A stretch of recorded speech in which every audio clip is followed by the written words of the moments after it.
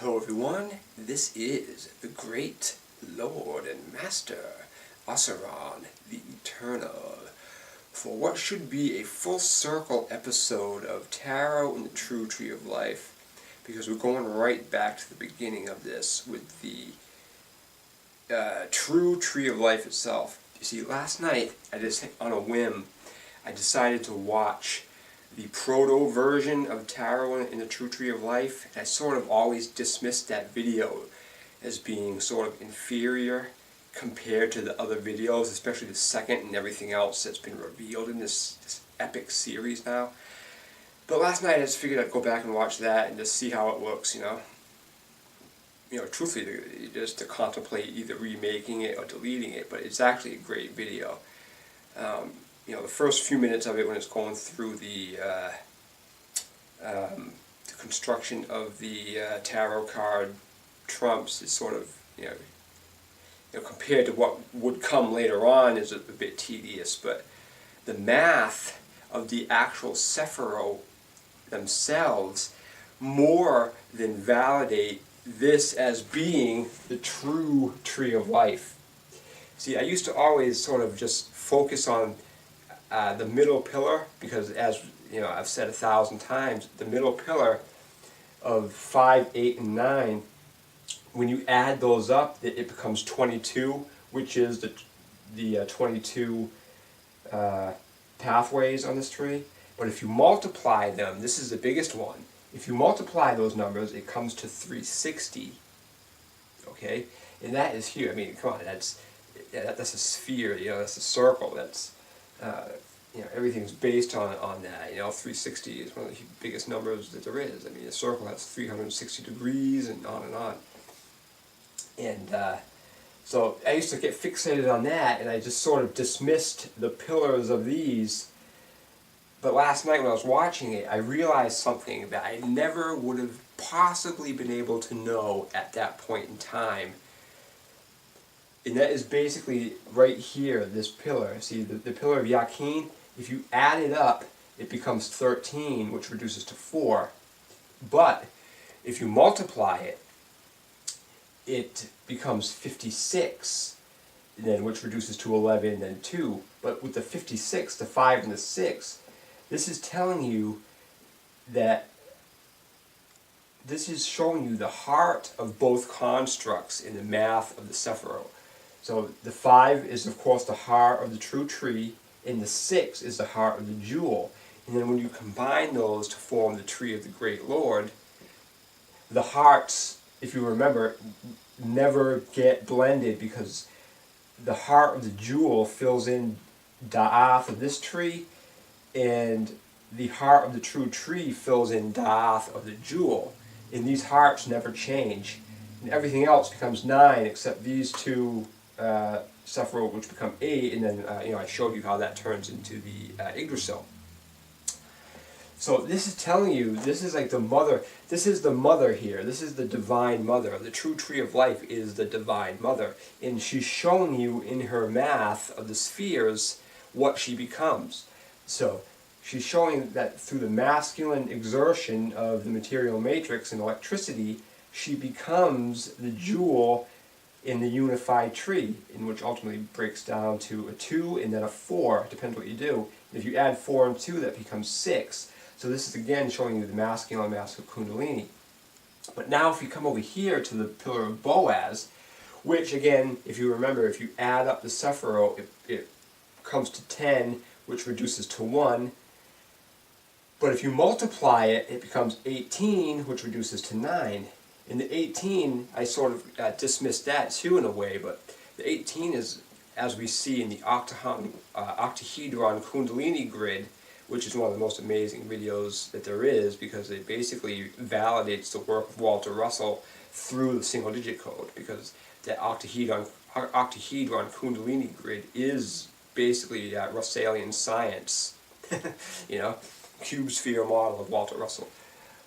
So, but the 18, on those interlocking modules that form the cube grid, the 8 represents the phallus and the 1 represents the yoni, and that's how the blocks connect to infinity, is through those sexed pairs. as well as they stack on top too. But so that's what this side's showing you, the 18, and then so this is showing you its power, you know, through the powerful numbers of 1 and 18, you know, the primal aspects of Kundalini and the material matrix. This is showing you the heart of both constructs. But 13, but again, if you add it though, 13 is the death card, and that reduces it to 4, which is the material matrix. So that's huge too. There's a lot going on here. And of course, the middle pillar is still amazing. Because truthfully, the middle pillar alone, if the only point I ever discovered in this series was just the middle pillar, if I didn't even look at anything else and all I had to go by was the middle pillar, that alone is enough to destroy the Kabbalistic fraud that is the tree of death and stagnation.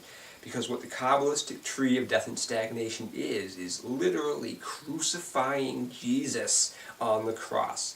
Because if you remember, just recap real quickly, the jewel here is Malkuth. In its exploded view, it uses the numbers 1 through 9, and that fuses back onto the true tree, and it forms the tree of the Great Lord. And that is inverted when it does it. So basically what the Kabbalistic tree is putting Jesus, it's pretending that the material matrix is the Divine Mother. It's taking the material world, putting it in the role of the Divine Mother, which is the creative aspect of all.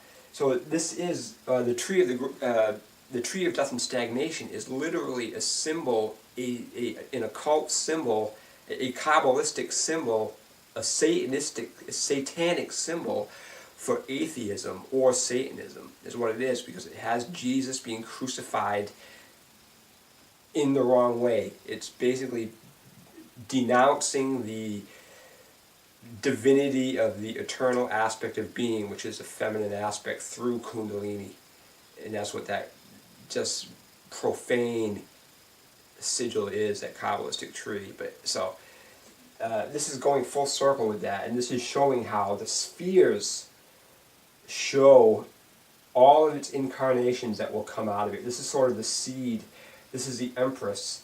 This is all the parts of what it will become are hidden in the mathematics of the spheres themselves. Because if you recall from part 2, the pathways, the tarot keys equate to 369. The tarot keys form 3 for this side, 6 for this side, and then 36, which becomes 9 in the middle, which alone is amazing. But going back and looking at the math of the spheres themselves, the spheres confirm absolutely 100% irrefutably that this is the true tree of life. And quite honestly, I dare any Kabbalist to call me on it, because nobody will be able to call me on it. Period. They won't. That's why I go into rooms and groups and promote my work like I do, because eventually it will take off. This is a huge battle right now, because you're fighting a lot of belief. A lot of people bought into Kabbalism thinking that it's holy. But I just want to clarify something too. Just because the foundation of Kabbalism and their tree of life is a fraud, it doesn't mean that every aspect that was used in Kabbalism is fraudulent. You know what I mean? Because remember, the Kabbalists, what they do is they take real truth, they take real occult truth and pervert it and make it profane. They've done that to Christianity. They did that with what was Islam before it was Islam, because Islam was never what it was. Before Islam, there was beliefs that were basically rooted in the female aspect. Our world at one point, ancient Egypt, was in accord with nature, and it put the feminine before the masculine. And before this video gets too long on this point, this is sort of a segue into another part that I was going to do. This is of course, the Osiron Tarot Spiral, showing the cards in their cube matrix form. You got 0 in the middle, you got the axis cards of the cube here in the womb, and then when it's born again, and this is the faces of the cube, and this outer row in blue is the outer aspect of the cube. This is what the Osiron Tarot Spiral is. But if you apply the court cards, see, the court cards are a big part of the zodiac too, as I've explained. But the queens take all the cardinals, the kings take all the mutable, and the princes take all of the cherubic signs, and the princesses take the whole season. You know, each season belongs to the princesses of the suit, and the suit is determined by the cherubic sign. So in the case of air here, this would be the Princess of Swords rules winter, the Princess of Earth or Pentacles rules spring, the Princess of Fire, Wands, rules summer, and the Princess of Cups rules fall here. And that's how that goes. And the aces also do that too. And as we saw, the pits take the deacons, you know, because each of these is broken up into 10. Each of these is broken up into, 9 sections. You know, or 3 sections, not 9, 3 sections, 3, 3, 3. But, you know, those are the deacons. And they're 10 degrees each. That's why they're called deacons. But here's how because if you recall from the Message in Blood, the third part of the Osiron Tarot Spiral, each planet here, see this 3-6 axis is a planetary axis? Well, each planet has its masculine and feminine aspects. Again, watch the Message in Blood for a more in-depth explanation of that, because there's more to that. But just to keep it simple, they're masculine and feminine aspects. So, you know, Saturn has its, every planet has its masculine and feminine. But, so now what I have going on, it's showing the Queen, King, and the Prince associated with each planet polarity. So in the case of the bottom here, the Queen is with the feminine aspect of Saturn. Over here, this is cherubic. Anytime you see a P, it's cherubic, so both sides are cherubic. It doesn't matter. You really don't need to acknowledge it. But now here, Jupiter's masculine aspect is in Sagittarius, and that's a king to go with that, so it's the same sex here, male and male. Over here, Jupiter's feminine is in Pisces, and now it's opposite. You have feminine and masculine with the king court card. Mars, one aspect is cherubic, the other aspect is masculine and feminine. Venus, one aspect is cherubic, the other side is split, masculine and feminine. Mercury is, one side is the same sex, masculine and masculine, and the other is split, feminine and masculine. The moon is all feminine, the queen belongs to the moon, and the sun is cherubic. So what that does with the axis lines here, on this horizontal axis here, the equinox, the axis of the equinoxes, they are polarized. So the feminine aspect of the planet goes with a masculine aspect of the element with the king. And the same thing with this. This will be a queen, but it's Mars.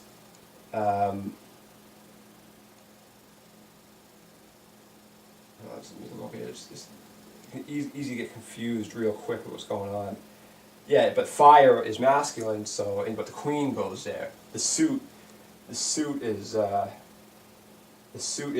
masculine aspect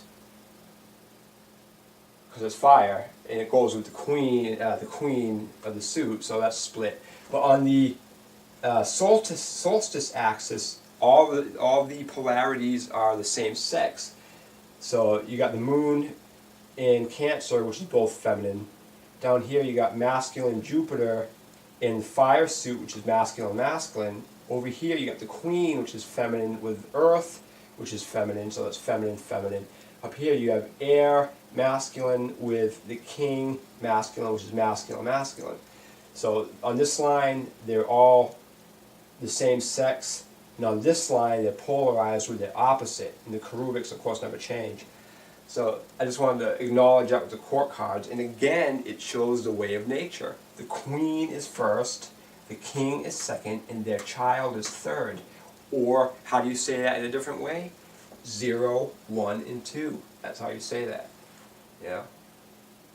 0 is 0, but then 1 is feminine, 2, and the child is that. Yeah. Well, the child could even be Malkuth, whatever you want to say, but You know, this is the mother, this is the father, and this is the holy androgynous child, and this is also an androgynous child. So you really, Malkuth and Sephiroth are really one and the same, basically. When the, I mean, it's sort of like Krishna. You know, Krishna is you. It's sort of like Jesus. Jesus is you. You know, when you awaken to the divine holy power that is Kundalini, you realize that you are Jesus, you are Krishna, you are the divinity expressing itself through a human form. You are God experiencing itself as a unique individual. You know what I mean? That's the way it is. You know, there is no separation between you and divinity. The only thing that can happen is you can cut yourself off from that, and that is everything. That is the entirety of what Abrahamism is in this world. And this goes back thousands of years. Who knows how long it really goes back. But what has been done to humanity, humanity has quite honestly been turned into a slave race that has been purposely severed, that has purposely had its connection to Kundalini severed, basically, with the religions of Abrahamism and now atheism. Abrahamism, the ultimate goal of Abrahamism was to create atheists, people who are cut off from the truth of the divine source, the Logos. Because once you are connected to the Logos, you don't need their books. Once you're connected to the Logos, you don't need their holy books. You don't need to be told what to do by priests. The higher mind is always instructing you on what to do and how to do it. All you have to do is get silent, acknowledge zero, and listen to it. So what you do is you acknowledge zero through silent meditation, become feminine and receptive to receive the Logos, or the Word, and then you act on it after you get that. 0, 1, and 2. So coming full circle in this video series, I can definitively tell you I have destroyed the foundation of Kabbalism and presented it and shown it as the fraud that it is. Thank you, and namaste.